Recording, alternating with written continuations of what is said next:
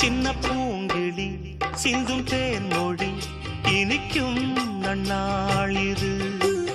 வண்ண பூங்கொடி வந்ததோ மடி இணையும் பொன்னாள் இது.